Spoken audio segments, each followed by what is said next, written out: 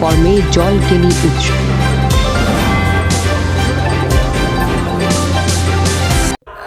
বিসমিল্লাহির রহমানির রহিম।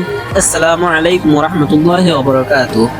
তো Bangladesh, other people and other government, we are a question. তো বাংলাদেশের প্রত্যেকটা পাবলিক এন্ড প্রত্যেকটা গভর্নমেন্ট সরকারের যারা যারা কর্মকর্তা আছেন, আপনাদের সবার উদ্দেশ্যে আমার একটা কোয়েশ্চেন। আপনারা যখন মুসলিম একটা মুজাহিদ যখন বাংলাদেশে কোনো চিকিৎসানিতে আসে, তখন আপনারা ওনার হাতে হ্যান্ডকাপ লাগে পুরো বিশ্বকে দেখান।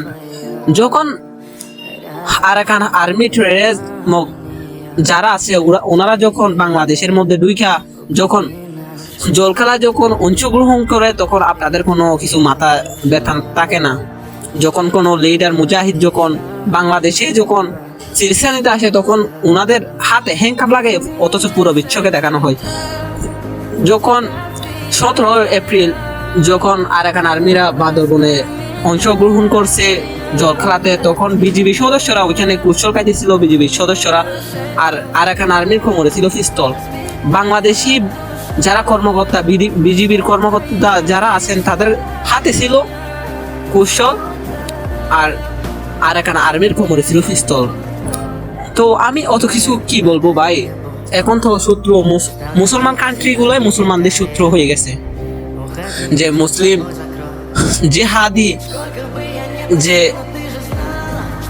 আরসার প্রধান হাফেজ আতাউল্লাহ আছে, উনি যে বাংলাদেশের মধ্যে চিকিৎসা নিতে আইসে, ওনাকে অথচ গ্রেফতার করে পুরো বিশ্বকে দেখানো হয়েছে। এখনো 10 দিন 12 দিন 8 দিন করে রিমান্ডের, ওনার কোনো জামিনের কোনো ব্যবস্থাই নাই। ভাই, আমি বাংলাদেশের প্রত্যেকটা মুসলমান পাবলিক গভর্নমেন্ট সরকার যারা আছে সবাইকে এটা বলতে চাইবো যে যত দ্রুত আরসার প্রধান হাফেজ আতাউল্লাহকে মুক্তি দেওয়া হোক। আরাকান আর্মি যারা বান্দরবনে অংশগ্রহণ করছে, এখন তাদের পতাকা উঠতেছে বান্দরবনে, এটা আপনারা সবাই দেখছেন। আমি এটাই বলতে চাইবো যে অত দ্রুত আরাকান আর্মির টেররিস্ট যারা আছে ওদেরকে নিয়ে অ্যাকশন হোক, ওদেরকে অ্যাকশন নেওয়া হোক যত দ্রুত।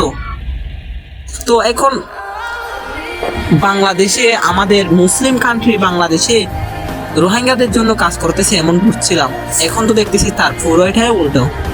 তো এতক্ষণ আমার পুরো ভিডিওটা যারা যারা দেখছেন, তারা একটা লাইক দিয়ে চ্যানেলটা সাবস্ক্রাইব করে দেবেন, আর আপনার মতামতটা কমেন্টে জানান।